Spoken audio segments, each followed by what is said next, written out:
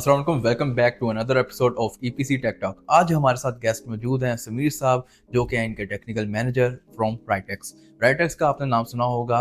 Mainly इनकी जो head branch है वो लाहौर में है, और इनके अलावा जो ब्रांचेस है काफ़ी पाकिस्तान में फैली हुई हैं, और वाक एंड से ये हमारे पास स्पेशली इस पॉडकास्ट के लिए हैं, ताकि हम डिस्कस कर सकें कि ईपीसी में क्या चैलेंजेस आते हैं, क्या इंप्रूवमेंट्स करनी चाहिए, और ये क्या फेस कर रहे हैं, और इनकी कंपनी का क्या स्टेटस है। तो समीर साहब, thank you for joining us. Thank you so much sir, आपने हमें इनवाइट किया और आपकी टीम को आपका specially thank you so much कि आपने हमें बुलाया। और ये है कि जो भी जनरल डिस्कशन होती हैं वो आपके लिए भी बड़ी फ़ायदेमंद है, और हमारे लिए भी, और हमारे देखने वाले ऑडियंस को काफ़ी ज़्यादा बेनिफिट होगा कि बेसिकली सोलर क्या है, किस रेफरेंस से है। तो thank you so much. Exactly. So basically इस फोरम का मकसद ये था कि हम ईपीसी के बारे में बात करें, ताकि ऑडियंस को पता हो कि बेसिकली सोलर है क्या चीज़। ये सिर्फ पैनल्स या इन्वर्टर्स नहीं है, इसमें सर्विसेज वगैरह इंक्लूड होती हैं। कंपनी का काफ़ी मैटर करता है कि आप कंपनीज क्या आपको सर्विसेज प्रोवाइड कर रही हैं। तो डिफरेंट कंपनीज को हम बुला रहे हैं ताकि वो अपनी सारी एक्सपर्टीज हमें बता सकें, ताकि ऑडियंस को चूज करने में आसानी हो। तो सबसे पहले मैं जानना चाहूँगा कि आप अपनी कंपनी के बारे में कुछ बताएं हमें। सर बेसिकली मेरा पूरा नाम समीर शाहिद है, और मैं सीनियर मैनेजर हूँ technical operation from Brightex solar system private limited. हमारी मेनली फर्स्ट ब्रांच जो हमारा हेड ऑफिस था वो वाकैंड में था, और आज से 3 साल पहले हमने ओपनिंग की थी। हमारे बॉस हैं मोहम्मद हुसैन, जो कि सीईओ हैं इस कंपनी के। उन्होंने और मैंने मिल के जो है इस कंपनी को इस्टेब्लिश किया, और काफ़ी अच्छा हमें रिस्पांस मिला वाकैंड के एरिए से, क्योंकि वाकैंड एक लिमिटेड सा एक प्लेस है। वहाँ पे इंडस्ट्रियल और कमर्शियल साइट्स बड़ी लिमिटेड सी हैं, बट फिर भी हमने ओपनिंग, क्योंकि हम वाकैंड के थे, हमारे बॉस भी बेसिकली उनकी रेजिडेंस वाकैंड की थी, मेरी खुद की रेजिडेंस वाकैंड की है। तो हमने स्टार्ट लिया सोलर से। बेसिकली मैं खुद इलेक्ट्रिकल इंजीनियर हूँ, और यूनिवर्सिटी ऑफ वाक से मैंने अपनी ग्रेजुएशन कंप्लीट की। और जब मैं इस फील्ड में आया था तब मुझे सोलर का आइडिया भी नहीं था, क्योंकि उस टाइम मेरी ग्रेजुएशन चल रही थी। और बॉस चूँकि हमारे जो हैं वो फातिमा फर्म के साथ होते हैं, और यूके में उनकी अपने सोलर और विंड के प्रोजेक्ट्स जो हैं वो उनके थ्रू हैंडल कर रहे हैं, तो उनको आइडिया था। तो चूँकि अगर हम फ्रेश ग्रेजुएट या ग्रेजुएशन की बात करें इलेक्ट्रिकल फील्ड के रेलेवेंट, तो अभी रिन्यूएबल का बड़ा स्कोप है पाकिस्तान में। तो इसीलिए मैंने अपनी फील्ड जो है वो इस साइड पे टच की, और मैं बॉस के साथ मिला और हमने ओपनिंग की राइटेक्स की। 3 साल वहाँ पे वर्किंग करने के 1 साल वहाँ पे वर्किंग करने के बाद हमें आइडिया हुआ कि यार ये बड़ी लिमिटेड सी एक जगह है, और हम अपना बिज़नेस जो है यहाँ पे ज़्यादा देर तक जो है वो रन करना थोड़ा-सा मुश्किल था। तो फिर हमने मीटिंग की, और हम बैठे और हमने कहा कि यार हम एक अपनी मल्टीपल ब्रांचेस मल्टीपल सिटीज़ में जो है वो ओपनिंग करते हैं। तो इसी वजह से हमने हमारा जो स्कोप था वो लाहौर का मेनली फ़ोकस था कि यार लाहौर एक बड़ा शहर है, और इंडस्ट्रियल और कमर्शियल साइट्स पे आपको ज़्यादा टच हो सकती हैं। तो हमने लाहौर में ओपनिंग की, और क्योंकि हमारे बॉस भी फातिमा के साथ लाहौर में ही होते थे, तो हमने ये कहा कि यार 1 साल वर्किंग करने के बाद वाकैंड में हमने लाहौर में ओपनिंग की अपनी। और अल्हम्दुलिल्लाह हमें वहाँ से काफ़ी अच्छे रिज़ल्ट्स मिले, काफ़ी अच्छे हमने स्मूथली वहाँ पे वर्किंग की। और नाउ अभी तक जो है फिर हमने डिफरेंट सिटीज़ को वहाँ से टच किया वाकैंड और लाहौर से रह के, जिसमें मर्दान की सिटी इंक्लूडेड है, जिसमें रहीम यार खान इंक्लूडेड है, जिसमें इस्लामाबाद रावलपिंडी इंक्लूडेड है, लाहौर ओवरऑल इंक्लूडेड है। तो ओवरऑल हमारा जो इसमें 3 सालों का बिज़नेस था, तो अगर बात करें तो लाहौर से हमें काफ़ी अच्छा इन टच हुआ, तो जिस वजह से जो है हमारी ज़्यादातर ऑपरेशंस जो है वो अभी लाहौर में चल रही हैं। बेहतरीन। ये तो आपने बहुत अच्छा इंट्रोडक्शन करवा दिया। जैसे आपने बताया कि आपका 3 साल का एक्सपीरियंस है, मल्टीपल आपने वेंचर्स शुरू किए डिफरेंट सिटीज़ में। तो मैं जानना चाहूँगा कि सबसे ज़्यादा आपको एक नई मार्केट को टच करने में क्या चैलेंज फेस आता है? सर देखें, अगर अपने स्टार्टअप की बात करें, तो कोई भी बिज़नेस हो तो उसका स्टार्ट लेना बहुत मुश्किल होता है। अगर आज की बात करें, हमारे कुछ इंजीनियर्स हैं, जो मल्टीपल इंजीनियर्स, कुछ भी नहीं कहूँगा, मल्टीपल इंजीनियर्स बेरोज़गार हैं। हुँ, हुँ। वो या तो उनके प्लान्स होते हैं कि यार हम अब्रॉड मूव कर जाएँ, हुँ, या हुँ। तो उनके प्लान्स होते हैं कि यार हम किसी ऐसी मल्टीनेशनल कंपनीज़ में जाएँ जहाँ पे हमें अच्छा जो है वो बेनिफिट्स भी हो, और हम अच्छे से जो है अपनी लाइफ़ जो है वो गुज़ार सकें। बट पाकिस्तान में रह के इस तरह पॉसिबल नहीं है। अगर आप बात करें पाकिस्तान की, तो अपॉर्चुनिटीज़ बहुत कम है आपके इंजीनियर्स के पास। हम्म। तो जब मैं ग्रेजुएशन कर रहा था, उस टाइम पे हमारे बॉस आए, और हमारे बॉस जो हैं वो काफ़ी अच्छे हमारे उनके साथ रिसोर्स थे इस बिज़नेस से पहले। हम बैठे, हमने कहा कि यार कोई ऐसा सेटअप हमें स्टार्ट करना चाहिए जिस पे हमें फ्यूचर का पता हो कि यार फ्यूचर में ये कितना बेनिफिट है। हमने स्टार्ट लिया वाकई से। अगर स्टार्टअप की बात करें सर, तो स्टार्ट लेना बहुत मुश्किल होता है। हम्म। आज के इंजीनियर्स इसी वजह से लैग कर रहे हैं कि वो स्टार्ट नहीं लेते। अगर मतलब कि अगर मैं अगर ग्रेजुएशन किया, मैं इस फील्ड में नहीं होता, तो मेरे माइंड में ये चीज़ होती कि यार कोई भी स्टार्टअप लेने से पहले आपके पास बड़ा पैसा होना चाहिए। हम्म। आप छोटे लेवल से स्टार्ट कर सकते हैं। हमने इसी तरह बहुत लिमिटेड सी एरिया में, लिमिटेड सी जगह पे हमने स्टार्ट लिया, और हमें काफ़ी ज़्यादा चैलेंज हुए। मतलब जिस टाइम हम इस फील्ड में आए थे, तो हमें सोलर का आइडिया भी नहीं था कि यार सोलर होता क्या है। तो हम खुद मार्केट में निकले, हम फील्ड्स में निकले। हालांकि उस टाइम मेरी ग्रेजुएशन चल रही, मेरे पास कुछ इंजीनियर्स थे जो कि ग्रेजुएट हुए हुए थे, तो वो मेरे साथ वर्किंग करते थे, हमारे बॉस हमारे साथ वर्किंग करते होते थे। तो हम फील्ड में निकला, हमें पता लगा कि मार्केट ट्रेंड क्या है, सोलर में अच्छे ब्रांड्स कौन कौन से हैं। हम्म। सोलर इंस्टॉल तो बंदा कर देता है, लेकिन उसके बाद आपको नहीं पता होता कि यार इसमें क्या प्रॉब्लम्स आनी है, क्या लॉस हैं, क्या। तो हमें मल्टीपल जगहों पे मल्टीपल चैलेंजेस हमें फेस हुए। बट वही बात है कि अगर आप कंसिस्टेंसी के साथ अपना बिजनेस करते हैं, तो वो बिजनेस एक ना एक दिन आपको आउटपुट दे ही जाता है। हम्म। तो हमारा बस एक ही विजन था कि हमने अपनी फील्ड में कांस्टेंट रहना है। हमने कंसिस्टेंसी को जो है वो रख के अपना बिजनेस चलाना है। हमें ये भी आइडिया था कि स्टार्ट में 3-4 मंथ तक हमारे पास कोई प्रोजेक्ट नहीं होते थे। हमें आइडिया ही नहीं होता था कि हमने क्लाइंट को कैसे एंगेज करना है, क्लाइंट कैसे लाने हैं, सिस्टम कैसे लगाना है। तो सीखा, क्योंकि इंसान जितना सीखता है उतना वो कामयाब होता है। तो हमने अपने जो हमारे सीनियर्स थे, जिसमें मैं नाम भी लूँगा, हमने एजे इलेक्ट्रिक जो कि बड़े फेमस हैं और हमारे वाकई कहीं हैं वो, आमिर भाई, हमने उनको बुलाया। हमने अपनी उनसे कुछ प्रोजेक्ट्स हमने इंस्टॉल्ड करवाए। हमने उनसे सीखा, एक एक चीज़ हमने उनकी टीम से सीखा। हम फील्ड में गए। फील्ड, क्योंकि अगर मैं एक इंजीनियर हूँ, मैं फील्ड में नहीं जाता, मुझे नहीं पता होगा यार फील्ड में क्या ड्रॉबैक्स आ सकते हैं। तो हम इंजीनियर्स निकल के हमने फील्ड में गया, खुद इंस्टॉलेशंस की। हमें पता लगा कि यार किस तरह इंस्टॉलेशंस होती हैं, किस तरह की जाती हैं, क्या ड्रॉबैक्स होते हैं। तो इस तरह करके हमने अपना स्टार्टअप लिया। तो अल्हम्दुलिल्लाह नाउ के अब हम ज़्यादातर जो हमारा स्कोप ऑफ वर्किंग है वो इंडस्ट्रियल साइड से है, जिसमें हम 200 किलोवाट, 500 किलोवाट, 1 मेगावाट्स के प्रोजेक्ट्स जो हैं वो डील कर रहे हैं। बेहतरीन। चलिए, ये तो बहुत अच्छी बात है कि आपको एक स्टेप अप लेना चाहिए। हुँ, जब भी आपने कोई स्टार्टअप लेना है, या आपको स्टार्ट में तो हार्डशिप्स आती हैं, हुँ, कोई चैलेंजेस आते हैं, बट आपने उसको सॉल्व करके ही आप सॉल्यूशन प्रोवाइडर बन सकते हैं, क्योंकि ईपीसी का मेन काम है सॉल्यूशन प्रोवाइडर। कि आपने एक रिन्यूएबल सोर्स को यूज़ करते हुए एक सॉल्यूशन देना है कि हाई हुँ। इलेक्ट्रिसिटी बिल्स आपके रिड्यूस हों, इसी तरह या आप बेटर एनर्जी एफिशिएंट हो जाएँ। सर, आप कोई भी सर्विसेज देते हैं, तो मेरा उस सर्विसेज का मकसद ही ये होता है कि आप किसी क्लाइंट की कोई प्रॉब्लम सॉल्व कर रहे हैं। हुँ, और इस रिन्यूएबल सेक्टर में एक प्रॉब्लम सॉल्विंग सबसे बेहतर यही है कि आप अब उसका बिल जो है वो रिड्यूस कर रहे हैं। हुँ, हुँ, मतलब अगर हम बात करें इस सोलर सेक्टर से पहले, तो आपको पता होगा कि बिजली के बिल्स कितने लोगों के आते होते थे, अगर हम बिल्कुल। डोमेस्टिक साइड की अगर बात करें। हुँ, हुँ।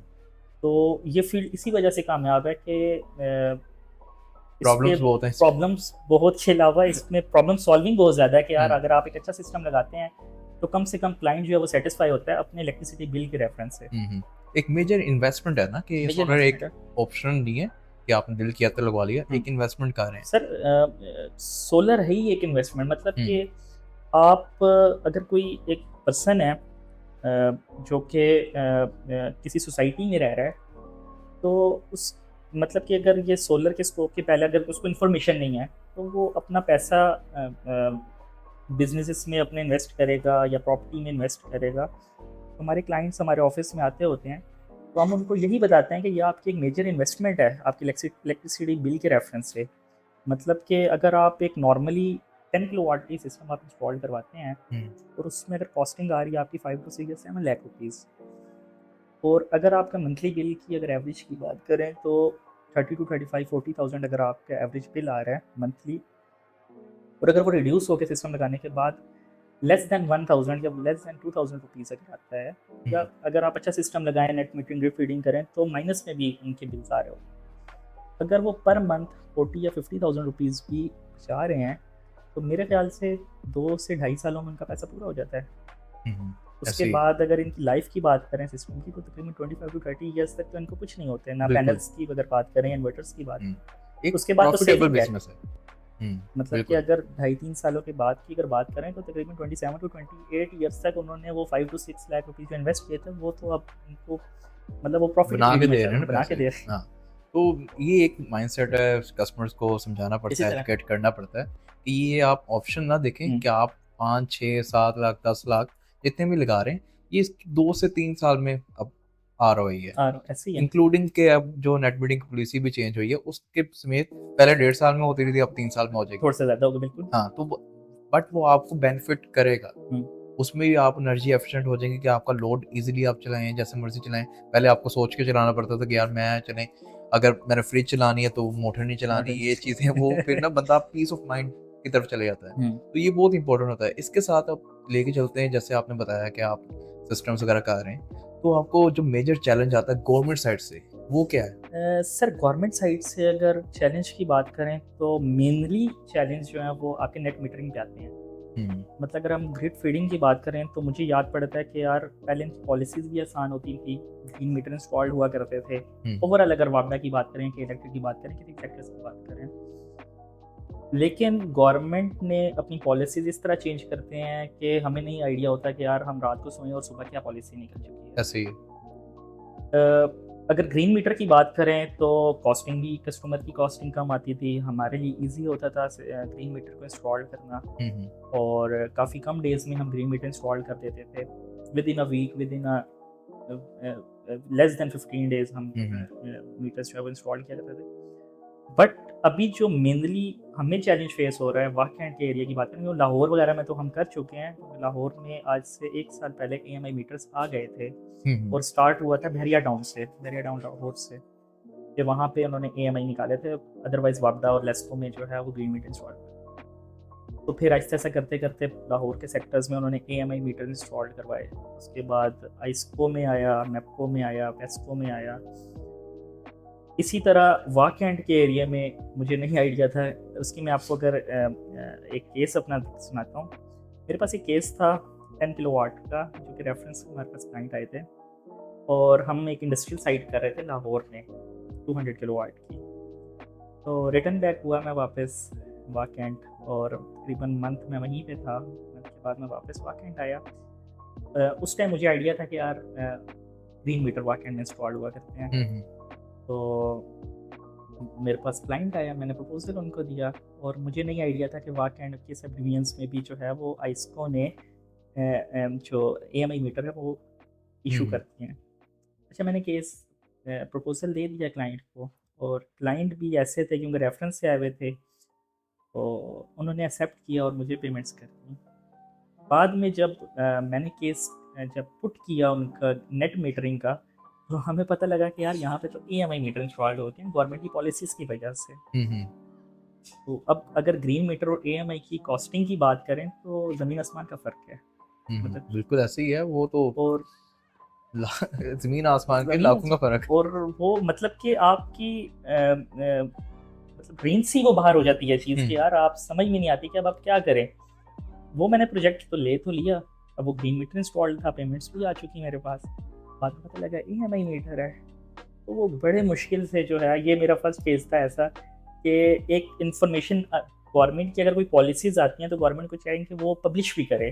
एक अगर एक आम इंसान तक नहीं जा रही, तो एक जो कंपनीज़ हैं या फिर इनके स्टेक होल्डर्स हैं, वो उनको बतानी चाहिए कि नोटिस यार आने चाहिए नोटिस कि आने ये चाहिए अब हम प्रॉपर। इम्प्लीमेंट कर रहे हैं। बट इस तरह के अब ये लोग इम्प्लीमेंट तो कर देते हैं। मतलब अगर नोटिस आया कि आइस्को में कुछ सब डिवीजन्स में EMI आ चुका है, लेकिन वो सब डिवीजन्स मेंशन नहीं होते कि किस किस सब डिवीजन्स में जो है इन्होंने इशू किए हैं, क्योंकि बहुत से सब डिवीजन्स होते हैं। अब एक आइस्को डिपार्टमेंट, अब हमारे जो सब डिवीजन में हमें नहीं आइडिया था, ना हमारे पास नोटिस था, ना हमारे पास इस तरह की पॉलिसी कोई पिक्चर्स आई, ना हम्म, नोटिस आया, कुछ भी नहीं।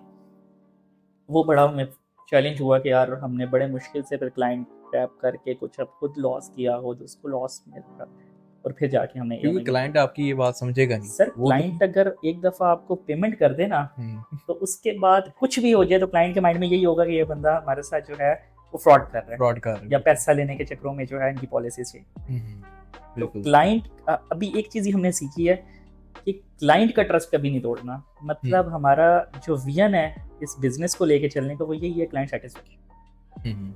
राइटेक्स जो है, अगर आप राइटेक्स को देखें तो राइटेक्स की इतनी मार्केटिंग नहीं है। मतलब हमें 3 साल हो गए अपने बिजनेस को रन करते हुए। सोशल मीडिया की बात करें, हमारे हमारे पेजेस की बात करें, हमारे लिंक्डइन की पेजेस की बात करें, तो हमारे मार्केटिंग लेवल बहुत डाउन है। हम बहुत ज़्यादा स्ट्रॉन्ग नहीं है अपनी मार्केटिंग में। राइटेक्स का नाम सिर्फ और सिर्फ आफ्टर सेल सर्विसेज पे है कि हमारी सर्विसेज बहुत स्ट्रॉन्ग है। हमारा एक ही विजन है, प्रोजेक्ट इंस्टॉल करने से प्रोजेक्ट एंड टिल एंड करने तक हमारा, और उसके बाद भी कंटिन्यू, एक विजन है कि क्लाइंट सेटिस्फाई रहे।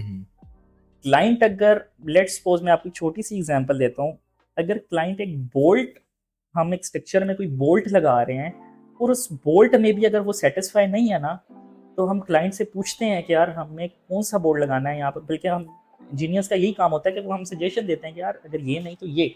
लेट्स सपोज अगर हम GI के बोर्ड यूज़ करें, हमने प्रपोजल में भी GI यूज़ किया है, लेकिन क्लाइंट कहता है मुझे नहीं SS के नट्स बोल्ट चाहिए जिस पे रस्टिंग नहीं लगती, मतलब बाद में कोई प्रॉब्लम नहीं आती। तो क्लाइंट की सेटिस्फेक्शन देखते हुए हम SS के बोर्ड प्रपोजल में यूज़ करते हैं। अगर तो क्लाइंट का बजट जो है वो हमारे फ्रेंडली है, बजट पे कोई इशू नहीं है, तो हम ऑलरेडी जो है वो हम ऐसी चीज़ें क्लाइंट्स को लगा के देते हैं जिसमें क्लाइंट सेटिस्फाई रहे। तो हमें बहुत से प्रोस एंड कॉन्स देखने पड़ते हैं कि क्लाइंट किस लेवल का है, किस लेवल का वो सिस्टम लगवाना चाह रहा है, किस लेवल के वो अमाउंट जो वो स्पेंड कर रहे हैं, तो उसके अकॉर्डिंगली हम सिस्टम डिज़ाइन करके क्लाइंट्स को दे रहे होते हैं। तो हमारा एक ही विजन है, आफ्टर सेल सर्विसेज और क्लाइंट सेटिस्फेक्शन, जिसकी वजह से राइटेक्स जो है वो 3 साल हो गए हैं हमें अल्हम्दुलिल्लाह अपना बिजनेस। Very good. चलें, ये तो हो गया चैलेंज की बात, आपने गवर्नमेंट का। क्या आपको लगता है गवर्नमेंट कोई आपको सपोर्ट करती है एपीसी कंपनीज को किसी तरीके से? सर मैं नहीं समझता कि यार गवर्नमेंट ने कभी सपोर्ट किया EPC कंपनी को। अगर गवर्नमेंट सपोर्ट करती तो आज इस रिन्यूएबल सेक्टर का जो सेक्शन है वो बहुत ज़्यादा स्ट्रॉन्ग होता। अगर आप देखें बाकी सेटअप्स के, तो उसके निस्बत अभी भी रिन्यूएबल सेक्टर्स जो है वो थोड़ा डाउन है। क्यों? क्योंकि गवर्नमेंट की सपोर्ट्स नहीं है हमें। तो गवर्नमेंट की अगर सपोर्ट्स हमें फ्रेंडली नोट पे जो है वो सपोर्ट्स हों, तो हम काफ़ी ज़्यादा इसको बिजनेस को लेकर चल सकते हैं। तो आपकी क्या एक, मैं राय जानना चाहूँगा कि गवर्नमेंट को क्या स्टेप्स या कोई ऐसे कि कोई रेवोल्यूशन करना चाहिए कि वो आपको EPC कंपनीज को एम्पावर कर सके? तो आप क्या समझते हैं, क्या स्टेप लेना चाहिए उनको? सर सबसे पहले तो हमारे इंपोर्ट एक्सपोर्ट्स के जो यूनिट्स हैं, मतलब कि हमारी जो इंपोर्ट्स आती हैं, मतलब शिपमेंट्स जो आती हैं, उसको थोड़ा सा स्ट्रॉन्ग होना चाहिए, और उसमें हमें फैसिलिटेशंस देनी चाहिए कि यार हम इजीली जो है अपना जो स्टॉक है वो हम पोर्ट से क्रॉस करवा के हम अपने आम कस्टमर तक जो है वो प्रोवाइड करवाएं। तो अगर तो वहाँ पे वो हमें फ्रेंडली नोट पे सपोर्ट करता है, तो मेरे ख्याल से हमारी काफ़ी ज़्यादा प्रॉब्लम सॉल्व हो सकती है। मुझे तो लगता है वो, आप तो सपोर्ट कह रहे हैं, मुझे लगा जितनी ओवर सप्लाई हो रही है वो कुछ करते ही नहीं है। सर इसी तरह मेरे खुद भी कुछ कजन्स हैं कराची में जो कि इंपोर्ट एक्सपोर्ट की वर्किंग कर रहे हैं, वहीं पे होते हैं।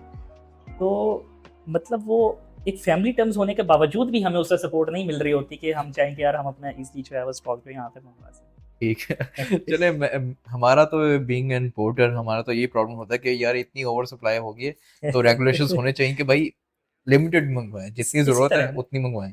हाँ, वो जो आप चीज कह रहे हैं लेकिन कि इसमें भी सर अगर बात करें तो एक नॉर्मल कस्टमर का फायदा ही है कि अगर तो ओवर स्टॉकिंग हो रही है और हमारे पोर्ट्स में जो है वो इस तरह की वहाँ पे रखने की अगर उस तरह फैसिलिटेशन नहीं है, तो स्टॉक की प्राइसेस अगर आप देखें तो काफ़ी ज़्यादा फ्रेंडली नोट पे हैं। तो फ्रेंडली नोट पे तो है, बट कस्टमर आपको लगता है अभी भी लगवा रहा है, वो तो कह रहे हैं इससे भी सस्ता होगा। नहीं, मैं नहीं समझता कि इससे सस्ता हो सकता है, क्योंकि वो ये तो अभी डेफिनेटली बिल्कुल ही लोएस्ट रेट पे जो है वो प्राइसेस आपको मिल रही। हालांकि अगर चाइना की बात करें तो चाइना में इससे ज़्यादा महंगा रेट्स चल रहे है। हैं। बिल्कुल, चाइना में महंगा मिल तो रहा है। हम यही आम कस्टमर्स को समझा रहे होते हैं। हालांकि अगर बात करें, हम रेफरेंसेस दे रहे होते हैं। हमारे पास आज से 3 साल पहले की भी कोटेशन अगर आप देखें, प्रपोजल देखें, तो हमारे पास पड़े में है। हम रेफरेंसेस दे रहे होते हैं कि किस मंथ में किस ईयर में क्या प्राइस थी। मतलब आज से अगर 2 साल या 2.5 साल पहले की बात करें तो मुझे याद पड़ता है, मेरे पास भी स्टॉक हुआ करता था, तो मैंने 110 120 रुपीज़ पर वॉट पे भी 120 था? पैनल्स जो हैं वो सेल आउट बिल्कुल किए हैं। ऐसे ही था। ठीक है, मेरे अपने घर की अगर मैं बात करूँ, जब मैं इस बिज़नेस में आया था, मैंने अपने घर पे सिस्टम इंस्टॉल कराया था और उस टाइम मैंने 75 रुपीज़ पर वॉट पे पैनल्स लेके अपने घर पे इंस्टॉल करवाया है। वो अब कस्टमर को 30 रुपए भी महंगा लग रहा है। अब वो कस्टमर की माइंड सेट है कि वो किस लेवल तक जाना चाह रहा है। हम्म, अदरवाइज मुझे तो लगता है कि इससे कम नहीं होगा। पता नहीं कस्टमर को आप ज्यादा समझते हैं, आपका डेली बेस का है। ऐसे ही है। तो हमारे तो खैर वो हम तो कह रहे होते हैं कि यार ये फ्री वाला साहब है, आप 120 से बिल्कुल देखने ऐसा। के ये कितनी परसेंटेज नीचे सर आपकी अब इस बिजनेस में जो आपकी इन्वेस्टमेंट होती है इन्वर्टर्स पे है। मतलब इन्वर्टर्स जो हैं वो अपनी एफिशिएंट होने के लिहाज से उनकी कॉस्टिंग जो है बिल्कुल रीजनेबल है। फिर भी लास्ट टाइम अगर लास्ट 1 ईयर या 1.5 ईयर्स की बात करें तो इन्वर्टर्स की भी कॉस्टिंग बहुत हाई थी। अगर आप हाइब्रिड 10 किलो वॉट में देख लें 250 का सेल आउट होता है। एग्जैक्टली ठीक एग्जैक्टली है, अब वो 150 150 140 160 ये नॉर्मल इतना प्राइसेस चल रही हैं बिल्कुल। ऑन ग्रिड इन्वर्टर्स की। तो तो आई थिंक ये तो अभी मैं तो कहूंगा कि फ्री में आपका सोलर सिस्टम एक किस्म का लग रहा है बिल्कुल ऐसे ठीक ही है कि लाखों रुपए यानी ड्रॉप डाउन हुए हैं। सर मैं अगर तो मेरी अगर बात करें तो 10 किलोवाट का मैं प्रपोजल आज से 2 साल पहले की अगर बात करें तो वो 1 मिलियन क्रॉस होता था। ऐसे ही और अभी वही 10 किलोवाट का जो प्रपोजल है वो आपको 5 to 6 लाख रुपीस तक आपको इजीली जो है वो इंस्टॉल्ड हो जाते हैं एक अच्छे सिस्टम। तो इस रेट्स पे आना और फिर भी क्लाइंट्स जो हैं वो घबरा रहा है कि यार और कम वही होगा। आप सिंपल अगर देखें नॉर्मल स्ट्रक्चर है ना तो वो तो इजीली इसमें हो जाता है। बिल्कुल ठीक है, बिल्कुल। एलिवेटेड में होता है थोड़ी वो सी शायद कॉस्टिंग ऊपर चली कॉस्टिंग जाती है। ऊपर चली जाएगी। अभी भी अगर नेट मीटिंग की कॉस्टिंग अगर कम हो जाए तो वो और कोई मेरे ख्याल से कोई एक्सपेंसिव चीज नहीं रहेगी इसमें। सर अभी देखें, अभी सबसे ज़्यादा चैलेंज जो है अगर आप भी देखें तो सबसे रिलायबल सिस्टम ऑन ग्रिड है। हाइब्रिड की या ऑफ ग्रिड की बात करें तो उसमें रिलायबिलिटी थोड़ी सी कम है, बैटरीज क्योंकि उसके साथ इंस्टॉल्ड होती हैं, आपके टेक्निकली स्पेक्ट और बहुत ज़्यादा चीज़ें आ जाती हैं। अब ऑन ग्रिड के केस में मस्ट है कि यार आपने ग्रिड फीडिंग करवानी है, जैसे तो जीरो एक्सपोर्ट डिवाइसेस के थ्रू आप चला रहे हैं तब तो वेल एंड गुड है। अदरवाइज ये है कि ऑन ग्रिड सिस्टम में ग्रिड फीडिंग तो ज़रूरी है। अभी वही नेट मीटरिंग की कॉस्टिंग AMI मीटर्स के रिगार्ड्स में इतनी ज़्यादा हाई हो चुकी हैं जिस वजह से क्लाइंट अभी भी सोच रहा है कि यार मुझे लगवाना चाहिए सिस्टम, नहीं लगवाना चाहिए। क्यों? गवर्नमेंट की पॉलिसीज़ की वजह से कंफ्यूजन है अगर ना हमें वो फैसिलिटेट करे नेट मीटरिंग के रिगार्ड्स में, और इसमें गवर्नमेंट का ही फ़ायदा है कि यार आपके पास एक्सपोर्ट आ रही है, आप वही यूनिट जो है वो दूसरे क्लाइंट्स को डबल रेट्स में आगे सेल आउट कर रहे हैं, फिर भी फैसिलिटेशन उस तरह नहीं हमें मिल रही गवर्नमेंट के रिगार्ड्स में। एग्जैक्टली। चलें ये तो खैर बहुत अच्छी डिस्कशन हमारी गई। तो अभी मैं सेमिनार्स को थोड़ा चेंज करना चाह रहा हूँ, ना ज़रा फन एंड एंटरटेनिंग में लेके जा रहा हूँ। बिल्कुल ऐसे जैसे कि अभी हमारा एक सेगमेंट है रैपिड फायर का। तो उसमें ये करेंगे कि मैं रैंडमली ब्रांड्स के नाम पूछूंगा आपसे, तो आपके फर्स्ट जो ज़हन में उसके बारे में चीज़ आएगी पॉजिटिव और नेगेटिव आपने बोलना है। ठीक है, जहाँ पे आपने सोचा तो मैं उसको अज्यूम करूंगा कि कोई नेगेटिव चीज़ है। ठीक है, ऐसे ही है। तो ये हम अभी शुरू करते हैं, उसमें ठीक पता चल जाएगा क्या लोगों को पता चलेगा कि आपके ब्रांड्स के बारे में क्या राय है। ठीक है, तो let's start. Okay, first Longi, excellent, JA, good, Solis, average, Goodwe, good, Solarmax, excellent, Aiko, excellent, Jinko, excellent, Sofar, good, Chint, excellent, Brightex. Excellent. ये तो यानी रटा हुआ था। हाँ। ठीक है, इसके अलावा आपका ब्रांड्स करने के एस्ट्रोनर्जी, एक्सीलेंट, और इंटेग्रा। एस्ट्रोनर्जी की मैं अगर बात करूं तो अभी जितने ब्रांड्स हैं जो कि हमने टेस्टिंग भी करी है, एस्ट्रोनर्जी के रिजल्ट हमें काफ़ी पॉजिटिव मिले हैं, तो इसलिए वो एक्सीलेंट। हालांकि वो बजट फ्रेंडली भी है, मतलब जहाँ तक क्लाइंट कहता है कि यार 32-33 रुपीज़ हमें बहुत महंगा पड़ रहा है, तो उस रिगार्ड्स में अगर बात करें टेक्निकल एक्सपेक्ट पे एफिशिएंसी के रिगार्ड्स में, तो वो पैनल बजट फ्रेंडली भी है क्लाइंट का और उसकी परफॉर्मेंस भी बहुत है। चले, ये तो बेहतरीन आपने एक रिव्यू ही दे दिया। हाँ। इसको भी हम पब्लिश कर देंगे। तो ओस्ट्रा, एक्सीलेंट। ओस्ट्रा आपने यूज़ किया? ओस्ट्रा मैंने यूज़ नहीं किया, लेकिन मेरे कुछ कोलीग्स हैं जिन्होंने यूज़ किया, जिनकी परफॉर्मेंस वो बताते होते हैं कि यार काफ़ी बेहतर चल रही है। लिवोटेक, वो भी मैंने यूज़ नहीं किया, लेकिन मैं कहूँगा कि वो गुड चल रहा है क्योंकि वो भी काफ़ी क्लाइंट्स ने यूज़ किया है। In last integra, excellent. Thank you very much.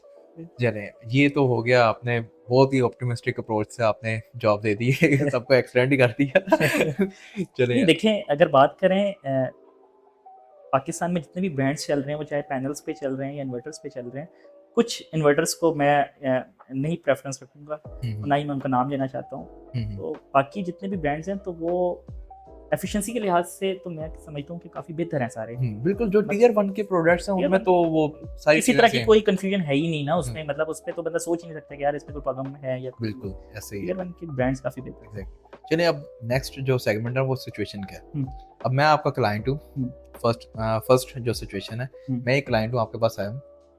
मैंने एक कोटेशन ली है कोई 6-7 लाख की, हुँ, ठीक है? सेम सिस्टम साइज़ है, सेम सब कुछ है। हुँ। आपकी कोटेशन वही 10-11 लाख में मान रही है। आप मुझे कन्विंस करें अब। सर मैं आपने 10 किलोवाट का सिस्टम, मैं लेट्स सपोज कि आप क्लाइंट है मेरे, ठीक है? मैं अब ऐसी बात करूँगा जैसे आप मेरे क्लाइंट हैं। ठीक है। सर आपने सिस्टम कौन सा लगाना है? हाँ, 10 kilowatt. 10 kilowatt on grid system लगवाना है, बिल्कुल। ठीक है। और चलें लेट्स सपोज कि आपका सर्वे भी हो गया, हमने उस पे डिसाइड कर लिया कि आपका एलिवेटेड स्ट्रक्चर है, हुँ। ठीक है। सर मुझे बताएं कि आपको कुछ ब्रांड्स का आइडिया है कि आप पैनल्स कौन से ब्रांड का यूज़ कर रहे हैं या इन्वर्टर्स कौन से ब्रांड का, या आपको टेक्निकल एस्पेक्ट में कोई आइडिया है कि आप क्या यूज़ करना चाह रही हैं? आपने सिस्टम अगर 10 किलोवाट का लगाना है ऑन ग्रिड सिस्टम, तो आपने कैसे सोचा कि यार मैंने 10 किलोवाट का ही सिस्टम लगाना है?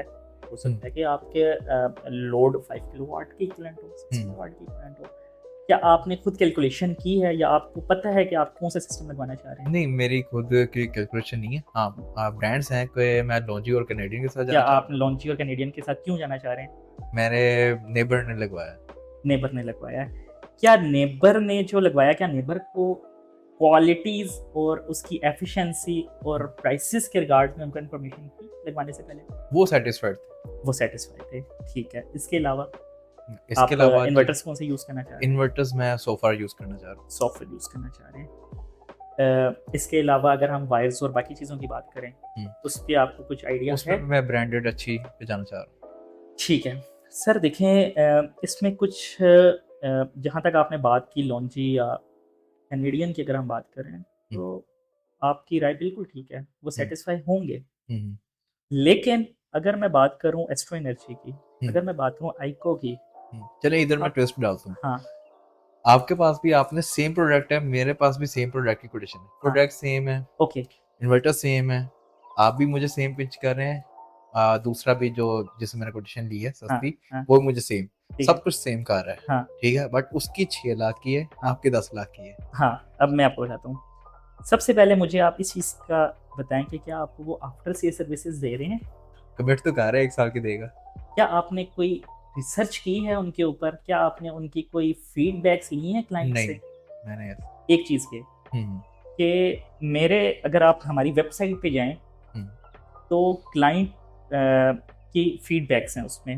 हुँ, जिस भी क्लाइंट का आपको नंबर चाहिए, व्हाट्सएप नंबर चाहिए, हुँ, क्लाइंट का एड्रेस चाहिए, आप सिस्टम जाके देखना चाह रहे हैं या कोई और इन्फॉर्मेशन चाहिए, वो मैं आपको देता हूँ।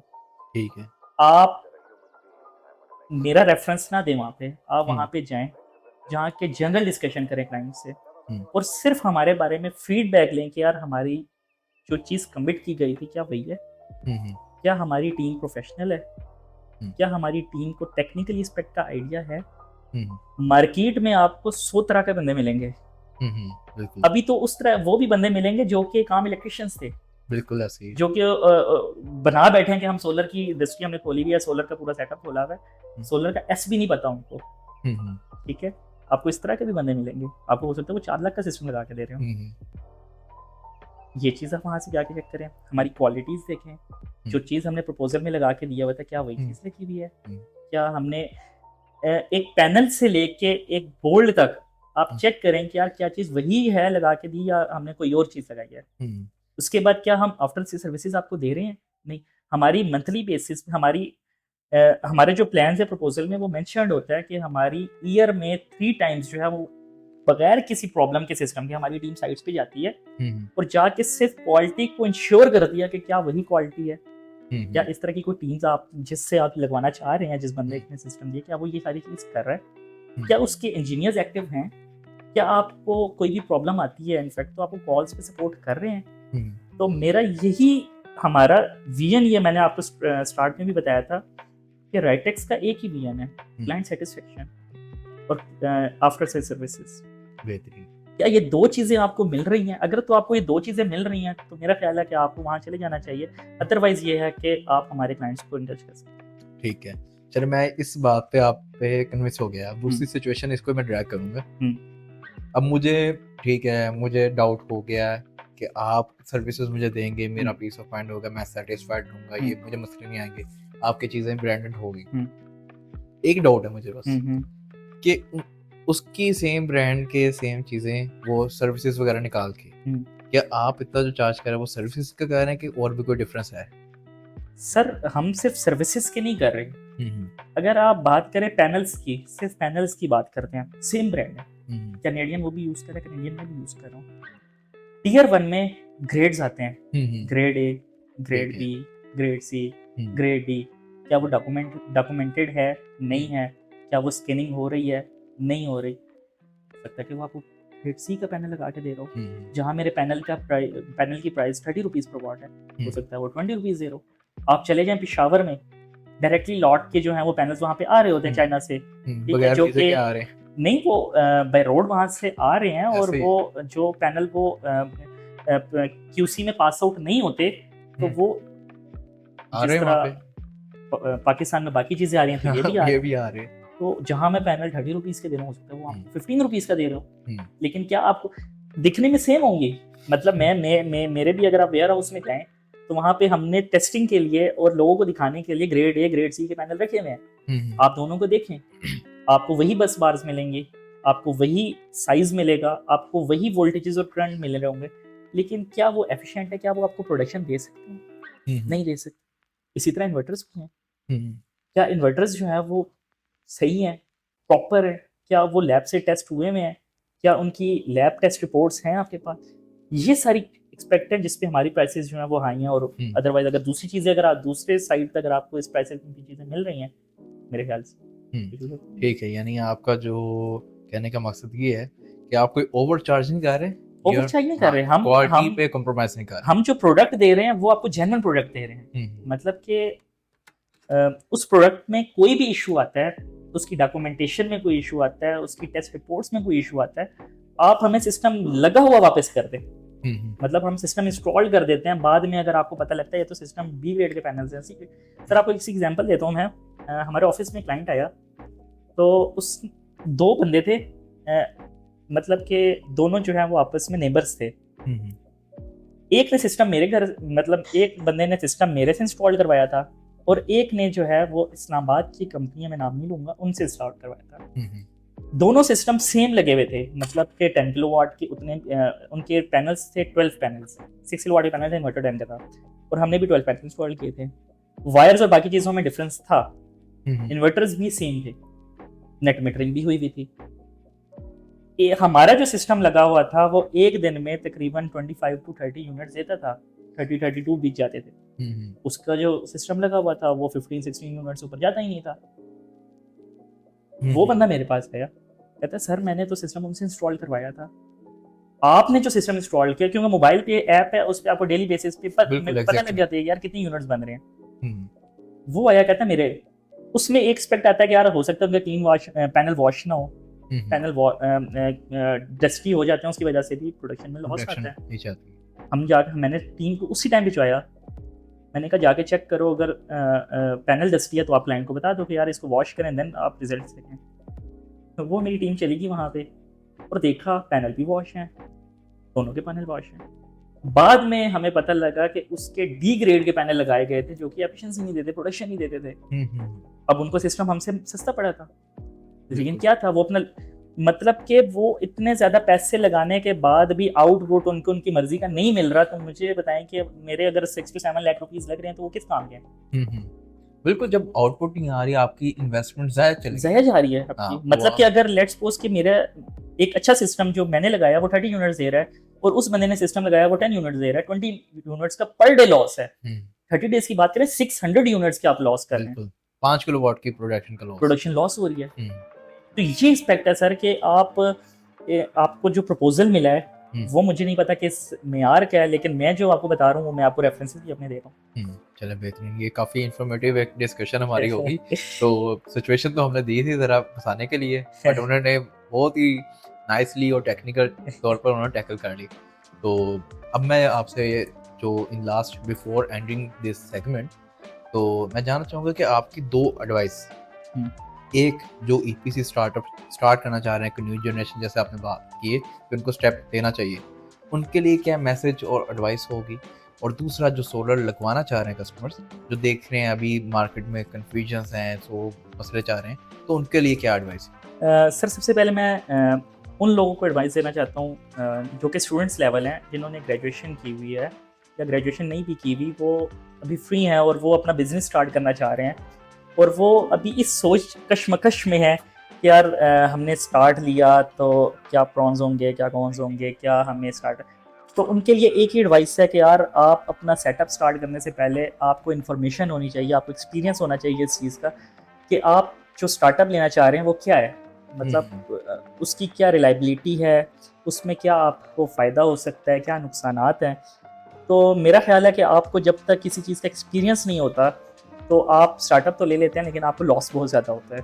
हुँ, हुँ। अगर मैं अपनी भी बात करूँ तो मैंने विदाउट एनी एक्सपीरियंस अपना सेटअप जो है वो स्टार्ट किया था और हमने स्टार्ट में बहुत से लॉस खाए। मतलब अगर तो हमारी कंसिस्टेंसी ना होती तो हम इस हद तक आ गए थे कि हमें अपना सेटअप छोड़ना पड़ जाता। हुँ, लेकिन हमारे बॉस जो हैं उनकी एक ही गाइडेंस थी कि यार जितनी मेहनत करोगे आपको उतना फ्रूटफुल जो है वो आपको आउटपुट्स मिलेंगी।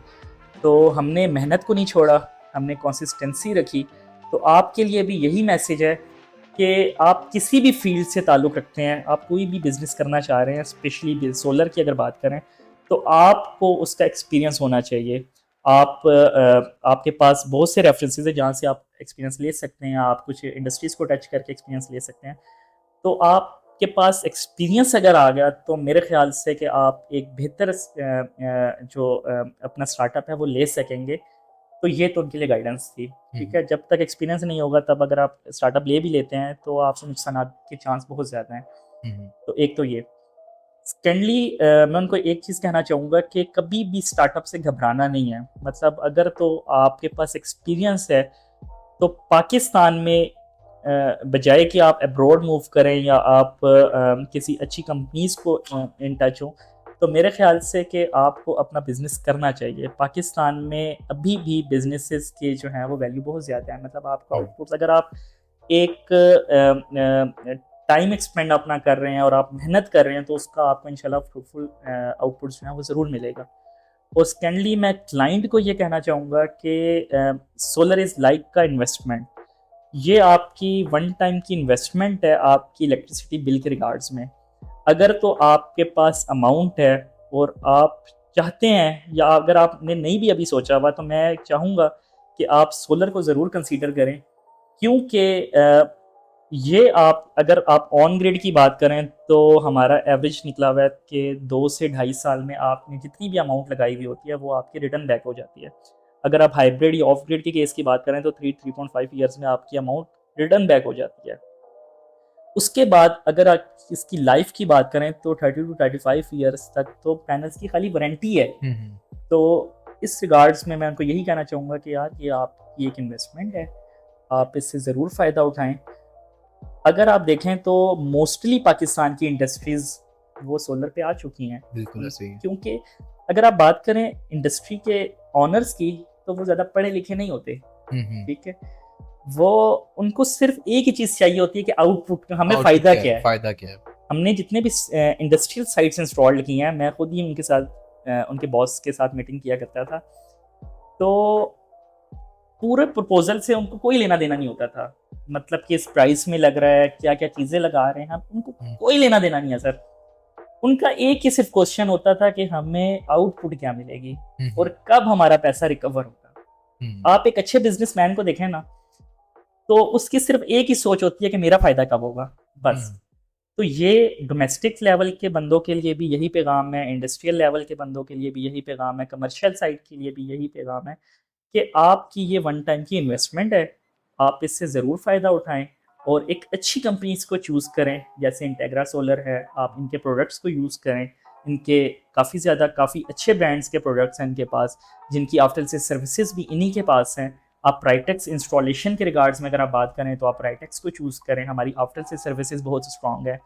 तो ताकि ये है कि सिस्टम लगाने के बाद कुछ अरसे में एक तो आपका पैसा भी रिकवर हो और उसके बाद इलेक्ट्रिसिटी के बिल से आपकी जान छूटे। बेहतरीन। दैट्स वेरी मच इंफॉर्मेटिव और काफ़ी अच्छा आपने मैसेज दिया। तो हमारी ऑडियंस को चाहिए कि ज़रूर इसको अपने नॉलेज में रखें और ज़रूर कंसल्ट करें बिफोर इंस्टॉलिंग सोलर। किसी अच्छी कंपनी से किसी अच्छी टेक्निकल पर्सन से आप कंसल्ट करके अपने मुताबिक जो आपको रिक्वायरमेंट है, जितनी भी इन्वेस्टमेंट है, आपकी ज़ाया ना हो। तो thank you once again thank you so much Sameer sir. भाई, आप आपने काफ़ी इंफॉर्मेटिव सेक्शन हमारा सेगमेंट किया और काफ़ी इंफॉर्मेशन हमने और नॉलेज अपने एंड से जितना हम शेयर कर सकते हैं हम करेंगे। तो thank you once again. Thank you so much sir कि आपने बुलाया और हमें मौका दिया कि हम आपके ऑडियंस को कुछ चीज़ें जो हैं, जो चीज़ें हमने फेस की हैं वो हम आगे फिर हम चाहते हैं कि यार हम आगे जो है वो अपने लोगों को बताएं। वाकई एंड में डिफरेंट यूनिवर्सिटीज़ हमें बुलाती हैं और स्टूडेंट्स के लिए मोटिवेशन के लिए हमें बुलाया करती हैं कि यार आप आएँ और स्टूडेंट्स को मोटिवेशन दें कि यार हमारा स्टूडेंट्स किस तरह कामयाब हो सकता है। तो ये चीज़ें बहुत ज़रूरी होती हैं कि जो मुश्किलात आपने फेस की हैं वो चीज़ें आप आगे गाइड करें। तो इससे ये है कि आपकी भी गाइडेंस होती है और जो लोग आपको देख रहे होते हैं तो उनको भी काफ़ी ज़्यादा फ़ायदा हो जाता है। Exactly. So thank you for watching us और इंशाल्लाह आपको अगले एपिसोड में मिलते हैं। तब तक के लिए ख्याल रखें। अल्लाह हाफिज़। Thank you so thank much. You.